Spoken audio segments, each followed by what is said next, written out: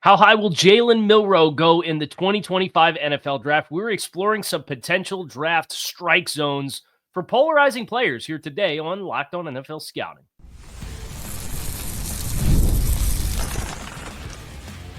You are Locked On NFL Scouting with the Draft Dudes, your daily podcast for NFL and college football scouting.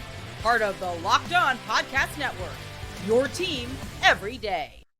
What's better than this? It's guys being dudes here on the Locked On NFL Scouting Podcast. We're the Draft Dudes. I'm Joe Marino from Locked On Bills. He's Kyle Crabbs from Locked On Dolphins, and we are your NFL experts here with you daily to talk team building across the league on the Locked On NFL Scouting Podcast with the Draft Dudes, part of the Locked On Podcast Network, your team every day. Want to issue a big thank you, shout out, and welcome to our everydayers. Those of you who never miss a single episode, we appreciate y'all being here very, very much. This episode is brought to you by Monarch Money. Take control of your finances with Monarch Money. Use code LOCKEDONNFL at monarchmoney.com for 50% off your first year. Joe, happy college basketball national championship day to you. Wasn't that yesterday? UConn won? They're playing the South women's Carolina. ones. Yeah. And UConn smacked them, right? Well, yeah, didn't seem like that was a close one. They blew them out. And then Houston and Florida. Yeah. My Cougs. Couple of golf teams going at it. Yeah. For a natty. I won't watch, but either way, I'll find out who won the game. Yeah, I'll pull up Twitter in the middle of the night when I'm up taking care of somebody who needs something from me and go from there. And if the ending's good, somebody will like condense that down for you, like in right, and just watch kind of like the Duke collapse. And I got to see exactly. I feel like I watched the whole game. Yeah, I'm like, oh, Duke's gonna run away with it. They're up 9 points. Oh, they're tied. Oh, Duke lost. What was that sequence? It was like a Bulls game. Felt like me and 9 people from the street got together and played some basketball and just, I was like, yeah, like thank God that happened. Yeah, Yeah. All right, so we started seeing some invitations go out for the 2025 NFL Draft for players in attendance, and somebody reported over the weekend that they're going to be a little bit more selective with the players that get invited, a little bit smaller list. And yet, lo and behold, Jalen Milroe got invited to Green Bay for the draft, and he's going to go. He accepted his invitation. So as a result, he said, hey, where might Jalen Milroe get drafted? And that is a fascinating strike zone, which is what we're going to look at in honor of baseball coming back in just a couple weeks ago. What range do some interesting players get drafted? And we're going to start with Jalen Milroe, Joe. Kyle, in the setup there, you said that the draft was in Green Bay, and then it just hit me that the draft was in Green Bay. Draft's in Green Bay? It's like, oh, right, it's in Green Bay. Excellent. Yeah. I love that. Those are the types of towns that the draft should get, so I'm excited to see that. All right, so Jalen Milroe, Kyle Crabbs. This isn't a conversation I was prepared to have with you. I mean, I'm prepared to have it because we're going to have it, but I didn't think we would be having a conversation about Jalen Milroe potentially in the first round. But if you told me in October, I'd be like, oh, okay, he must have played like he did against LSU for the rest of the season. That's the last time I kind of considered Jalen Milroe to be a top 32 player.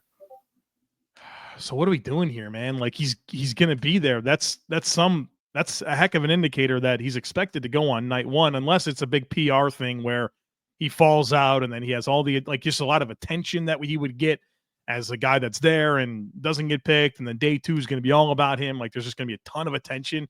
So short of it being that, and he actually goes in the first round, Kyle, I struggle here. I really do. I mean, we're having conversations about, is Shedeur Sanders going to be liked enough by either Cleveland or the Giants to go 2 or 3. And then there's the Jackson Dart layer. And then it's like, oh, now we're already to Jalen Milroe. I don't have an easy enough time finding homes for the 3 that we kind of think are going to go in the first round, let alone invoking another name, which leads me to believe, I wonder if there's a team that would maybe trade back into the first round to get this player. Right. I think this scenario is Cleveland and the Giants both pass on quarterbacks for blue chip talents, right? And it's potentially Abdul Carter and Travis Hunter. And then let's say New Orleans gets a quarterback, and then let's say Pittsburgh gets a quarterback, hypothetically, right? Shedeur goes 9, Jackson Dart goes 21. And then you have kind of the start of the second round is the Cleveland and New York once again, and potentially the Jets or potentially the Raiders long term.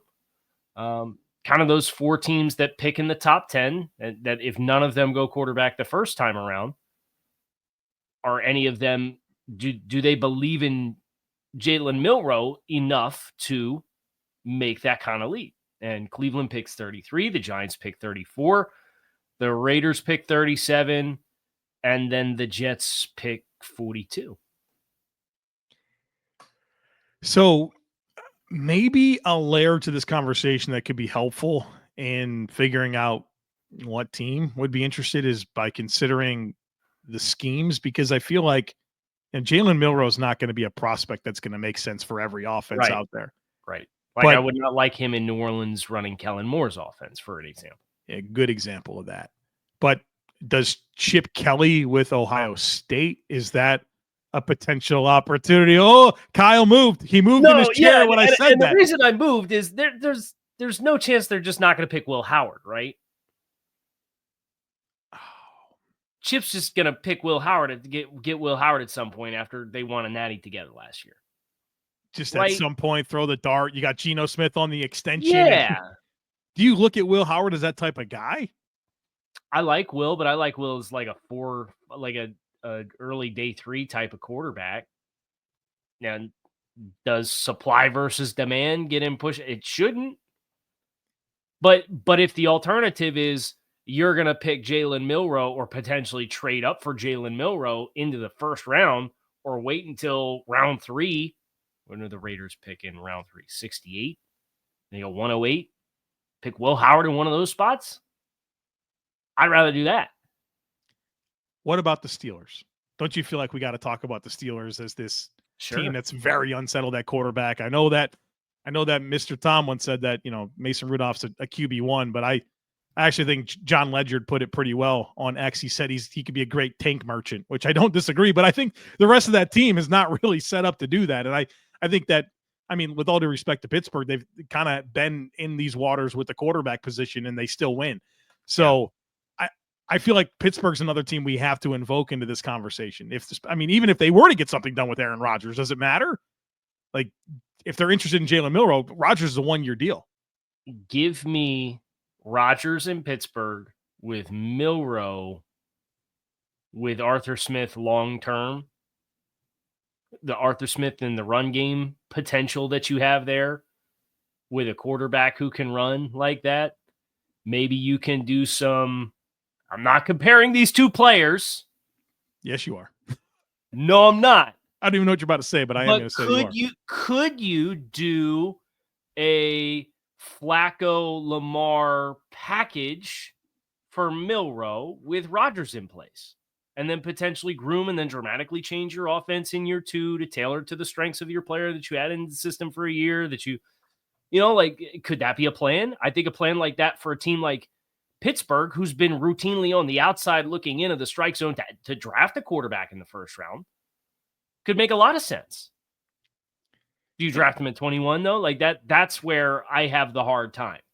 He's at the drafts. There must be some level of belief that could happen. So, right, that's the thing, is it's been the media push has existed for, could Will Howard and push himself into the early second round? Tyler Shuck's got the best tape we've seen from any of the quarterbacks. How high could he go, even though he's a 26-year-old that's been able to start like 1 full season in 7 years of college? The fact that Milroe's there is the most tangible proof that this is kind of potentially the 4th quarterback in the pecking order. Out of all of the speculation and stuff you've seen from the last 8 weeks, Milroe being there trumps all of that. All right, I have an additional thought on Milroe that I want to share on the other side of it. Plus, I think Omarion Hampton's another fascinating player to get into. Is it Denver or bust? If Denver doesn't pick him in the first round, where does he go? We're going to explore all of that here on the other side of it, folks. Be sure to stick with us. This is a message from sponsor Intuit TurboTax. Taxes was waiting and wondering and worrying if you were going to get any money back, and then waiting, wondering, and worrying some more. Now, Taxes is matching with a TurboTax expert who can do your taxes as soon as today. An expert who gives your taxes their undivided attention as they work on your return while you get real-time updates on their progress so that you can focus on your day. An expert who will find every deduction possible and file every form, every investment, everything with 100% accuracy. Also that you can get the most money back guaranteed. No waiting, no wondering, no worries. Now this is taxes. Get an expert now on TurboTax.com. Only available with TurboTax Live full service. Real-time updates only in iOS mobile app. See guarantee details at TurboTax.com/guarantees. You gonna go watch the Minecraft movie? It's like a game that my nieces and nephews love to play. Yeah, you take them to watch the movie. Apparently made a lot of money over the weekend. I don't know. My brother doesn't miss a chance to go to the movie, so I'm sure if it came out this weekend, I'd be surprised they didn't already go. Yeah, Frank. Yeah, big movie guy. Let us know. I'll get a text here in a few hours. The thought that I had on Jalen Milroe is like, maybe we should be a little bit more open to why a team would pick him in the first round. He's obviously got a lot of physical upside. He's got good size. He's got a powerful arm. He's a really, really dynamic athlete. And that's a heck of a foundation. Plus, I think he's probably a really high character dude that, you don't have to speculate on that. He is. He's an awesome guy. Like you could see why anybody would like love Jalen Milroe. He's just got stuff to work on the field in terms of just accuracy, right? And putting the right weight on the football, and the whole probably a big curve for him to the next level with running NFL style stuff. So like there's a lot to like. So it's not impossible for me to believe that Jalen Milroe can be a guy, but there just feels like there's a lot of work, especially when it comes to accuracy and using the right club at the right time. Yeah, I think the touch trajectory accuracy on stuff really between 5 yards downfield and 20 yards downfield. Like it's very feast or famine in those areas. The quick stuff that happens right away, they get the ball out of your hands. Like we're pretty good there. And I think he's got really good deep accuracy. I think that's probably where he is best. But when you have to layer throws or adjust your arm angle or throw off platform or throw into the teeth of the defense in the middle of the field and do so with timing, like that's not really where he's operated to this stage. And I think there is a large growth potential that exists there because, like you said, they're all tools. And look, if you want to run a passing game that works outside the numbers and do QB run game and then have play action that's built off of that, like you can build an offense around it. Yeah. So I totally get the appeal of Jalen Milroe, but the range of outcomes because of how much growth I think he needs before he's ready to execute at a high level week in and week out at the NFL level as an NFL quarterback it's just a bigger gap. Yeah. So, but I like him. I think that the selling points are going to be very easy for him, but the valuation of that gets really money. But then again, like I'm not comparing these two players either, but like all those things were applicable for Anthony Richardson and he went in the top 10 and was like, it was no questions asked. You win the top 10. Yeah. That's a great name to invoke. It's almost like Anthony Richardson's 30 or 40 pounds heavier. Is that what it came down to? Just like a size dynamic, taller and heavier, but less durable. Right. But absolutely the same warts, if not even more concerning, like a less experience as well. That's a really good name to invoke. So I think that really validates the conversation we're having about strike zones and range of outcomes, because that guy has gone to the top 5 and, we've seen other guys that don't get that same opportunity. So can I bring another a team in here? Yes. And I don't know what quarterback would be the right quarterback for this team. Maybe it's Jackson Dart. I heard a little bit of rumblings about the Rams being a quarterback team here in the last month. Yeah. Who would that be a fun pivot for Sean? Well, it'd be a pivot. Let's start there. It'd be a pivot. Yeah. The appeal with Jackson Dart for the Rams would be, well, we don't really have a foundation of playing this type of offense. So the idea of just do what I tell you to do really kind of works with Jackson Dart. Right. Kind of goes back to the guidelines of when Goff was a reclamation project before Goff kind of stabilized his career and developed and then went to a different scheme. But like, what about Milroe. That's a very dramatic shift but McVay has run very dramatic shifts in offenses. Now, he's shown the ability to kind of change his stripes. Don't forget Robert Griffin in Washington was right. Certainly a thing that happened. Right. Sure. I think we got to be open to a lot of stuff. I think his invitation to the draft tells us we need to be open-minded to possibilities with him. Yep. All right. You ready to go next name? Yeah, we got to talk about Omarion Hampton, running back, North Carolina. There's a lot of running back need across the NFL. I've spent some time recently looking at all of the running back depth charts to kind of figure out where the needs are. There's a lot. I think there's probably 7 or 8 teams that I think could legitimately use a number 1 back. It feels like every mock draft that you look at has Omarion Hampton going 20 to Denver. I want to open up a conversation to that not happening. Let's say that he doesn't go 20 to Denver. Is there a first-round landing spot for him? Because if so, I think that makes a very interesting conversation for Denver at 20. I know that the Chargers are at 22, and that's something to be mindful of as a team that you might think would really love Omarion Hampton. But first of all, is Omarion Hampton the type of back that the Chargers have to get at pick 20?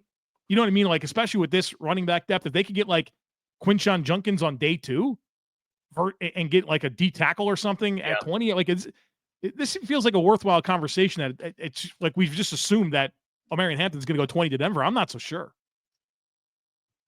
I do like the fit though.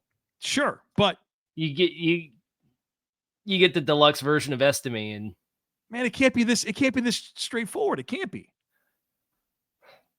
For 75 days prior to the draft, we can't just sit here and assume that the 20th pick in the draft is Omarion Hampton to Denver. We could. We did it with Bo Nix. I know, but this is a running back and it's pick 20. It's just different. So if they win a different direction, right? Your pivots potentially later in the draft would include, you mentioned Judkins. I think Caleb Johnson's an interesting fit with Denver. He's out of Iowa. Devin Neal, DJ Giddens, Damian Martinez. I'm just looking for physical backs that have a little bit of juice. Scatabo? I said that had a little juice. We're talking running backs tomorrow. There's a tease for you. Yeah, yeah. I mean, they certainly could, but is there any team that you see in front of 20?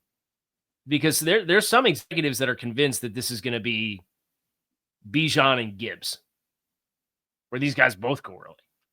Is there any name in front of Denver where Denver doesn't go this direction, not because they don't want to, but because he's not on the board? Dallas, and I think that'd be a mistake. Okay.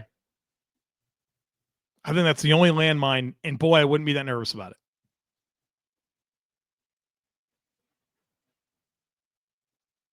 Chicago. That feels aggressive. What happens if Genty goes 6 and Chicago wants it back? Don't pick Hampton at 10. I don't think you value Hampton in the first round. I don't. I think he's a good player. Yeah. I think he's a very good player. But so it's just been surprising to kind of stay up with as the buzz builds and we get a little closer and misinformation season, and I get it, but some questions about, these two backs that they're perceived to be coveted highly. And if it's not Denver, would there be any outcome in which it's not? Because he goes earlier. If he doesn't go, if Denver passes on him, are you sure the Chargers pick him at 22? I'm not sure, but I wouldn't let it stop me if he was the best player on my board with Najee. Right. That's why I think that's the team that Denver would be afraid of, is that they would pick him.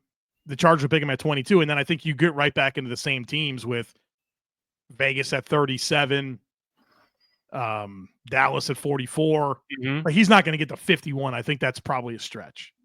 Yeah, I think so. I think maybe New Orleans at 40, is another team that getting ready for the next run and Kamara's on late stage career, like just looking at teams, you got a bunch of landmines in the between 22 and 51 for Denver to get him. So I think they're going to have one swing of the bat at him. So, fact or fiction? If Denver doesn't pick Omarion Hampton at 20, he falls out of the first round. I would say fact. So if it's not Denver, then nobody in the first round. I kind of isn't that tricky? Isn't that a tricky pick to make though? Yeah, that's why I'm open to thinking that it might not happen. But what if Ted McMillan's on the board? They got Cortland Sutton on an expiring contract. They could get Ted McMillan at 20. You go to break. Remember when you were concerned in the pre-show? Yeah, we were having enough to talk about with only like 6 names, and I didn't think we go 13 minutes on Milroe, but we did. All right, we're going to talk about some defensive players and maybe some offensive line as well here on the other side of it. Folks, be sure to stick with us. Ever check your bank account and wonder, where did all my money go? Between dining out, online shopping, and entertainment, it's easy to lose track. That's where Monarch Money comes in, your personal CFO, giving you full visibility and control over your finances. Monarch Money isn't just another budgeting app. It's a complete financial command center. You can track all your accounts, investments, and spending in one place so you can stop just managing your money and start building wealth. The insights are surprising. When I started using Monarch, I realized just how much money I was spending on all kinds of things like food delivery, and now I budget smarter and save more. And the convenience is excellent. Instead of juggling multiple apps, you can use Monarch to check your finances, track spending, and even plan long-term goals. Plus, it's easy to collaborate. Managing money with your partner is smoother than ever. You can track your shared and personal accounts, set goals, and stay on the same page without the stress. So take control of your finances with Monarch Money. Use code LOCKEDONNFL at monarchmoney.com for 50% off your first year. That's monarchmoney.com, code LOCKEDONNFL for half off your first year. So who had a better save here? You on the read with your voice, or when we went to break, I hit the double ad bumper. Well, and I had to unclick it when you started the read. Listen, there's a third layer to this that you don't know about. Behind the curtain. You didn't put the banner up, so I had to put the banner up. So I was trying to, I think that was the real save. Pretty sure I clicked it though. It wasn't up there. I had to put it on there. So I was trying to remember what the words were. Multiple browsers up, and the first time you click on the browser, it doesn't. It's like it activates that browser, but it doesn't actually click what you click. Maybe that's what happened. No. Well, we figured it out, but yeah, we did it. It was an absolute battle for that ad read there. Go to Monarch Money, folks. It's great app. Got a great deal for you, 50% off your first year with Locked On NFL at checkout, monarchmoney.com. So you wanted to talk about these enigmatic, didn't say that right. Hey up me duck. Hey up me duck. Pass rushers Mykel Williams and Shemar Stewart, who are both like quintessential size, length, hand power, not overly refined as pass rushers. How does that get coveted? I think both will go pretty early, personally. I tend to agree with that they will go early. And it's probably a situation where you could go through teams and try to figure it out, but like it just goes back to like somebody's going to draft them. But the range of outcomes is very surprising to me because I feel like maybe the first team that is in play for any of these guys is Carolina at 8. Yes.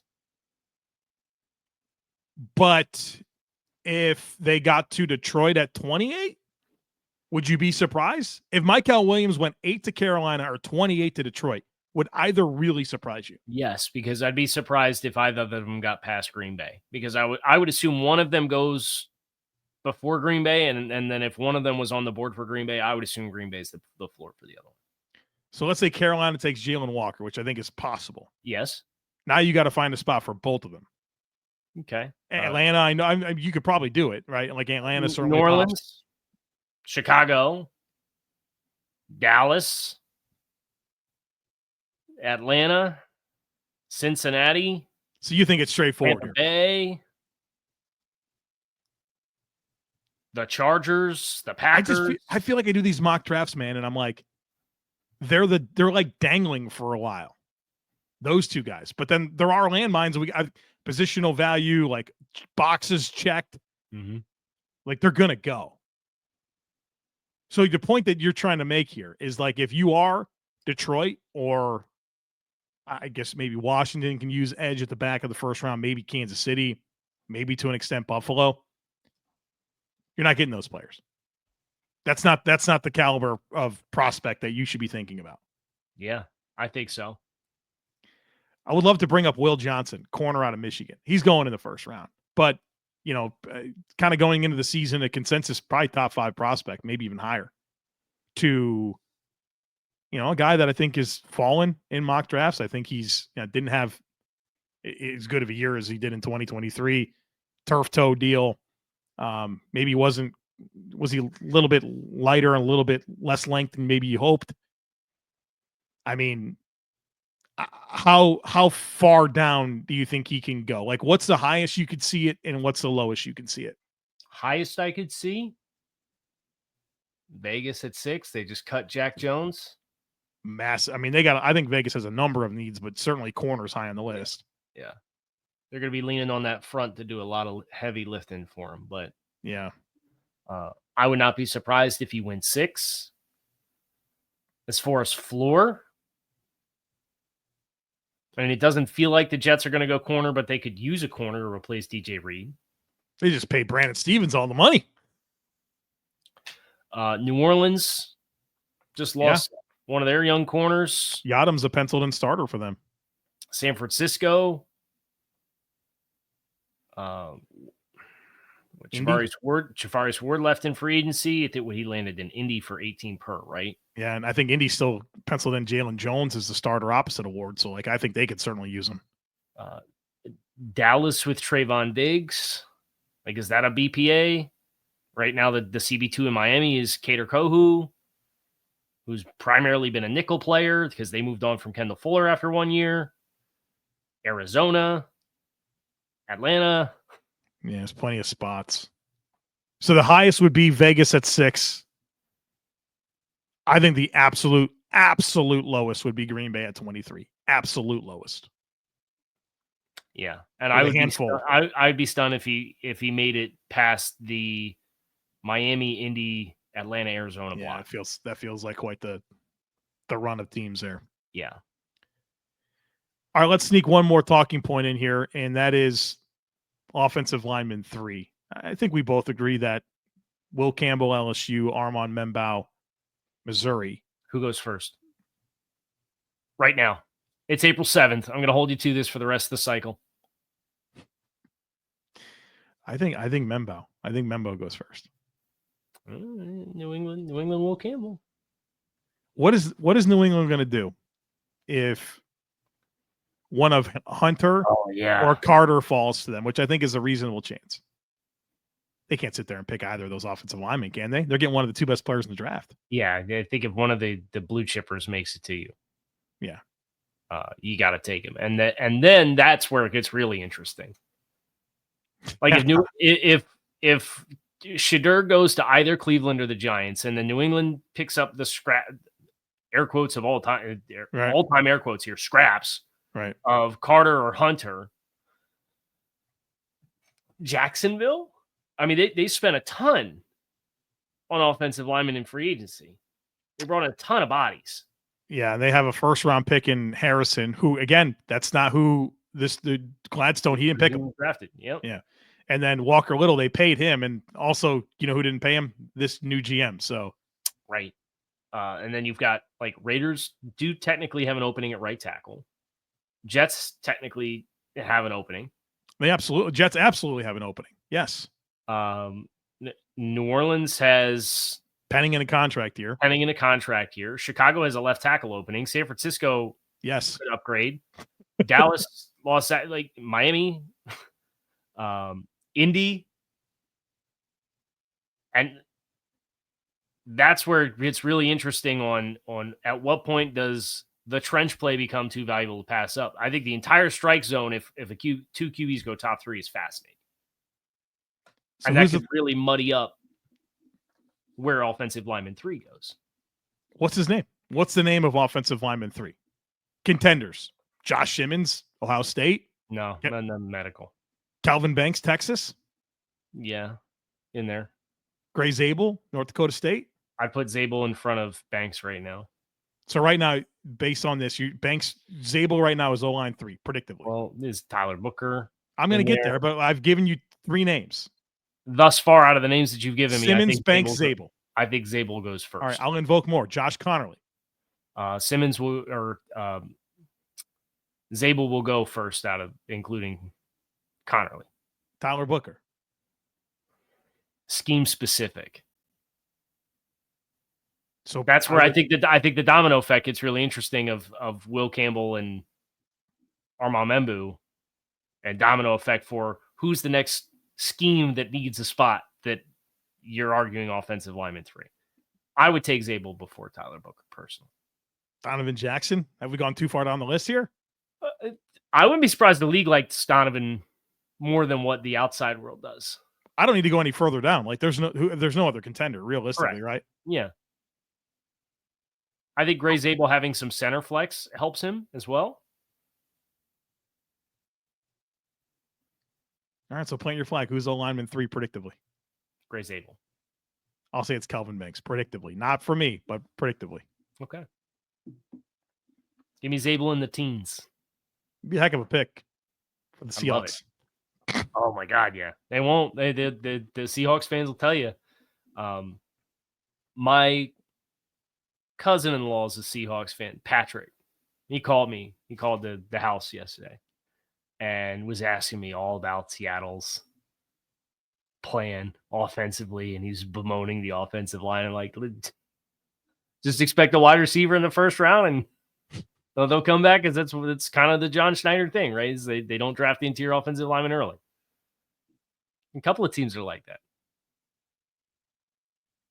Who's the last offensive lineman the Seahawks picked in the first round? Was it James Carpenter? Ooh. Oh, here we go. You got to do this kind of stuff. Joe put me on the heater here to do the thing. Seahawks first round draft picks at offensive. It's Charles Cross. Charles Cross. And Jermaine Ifedi. How could we forget? Was that? Yeah. 16 and Carpenter in 11. And then before that, it was James Carpenter and Russell Okung. Okung was a good pick. Oh, Chris Spencer. Who could forget that as the random end of the first round offensive lineman that year? Steve Hutchinson. That worked out. Let's not do this. Steve Hutchinson. Walter Jones. This team's drafted 2 Hall of Fame offensive linemen since 1997. That's pretty good. Yeah. It's a nice little pipeline. But that's it's going to do it for us here today on Locked On NFL Scouting. Kyle Crabbs, Joe Marino. We appreciate you guys as always for checking out the show. Make it a great rest of your day. We are out of here, and Joe and I are going to do some running back conversation tomorrow on the show and get some people real mad about some of our running back rankings, which we have that to look forward to. We hope to see you then.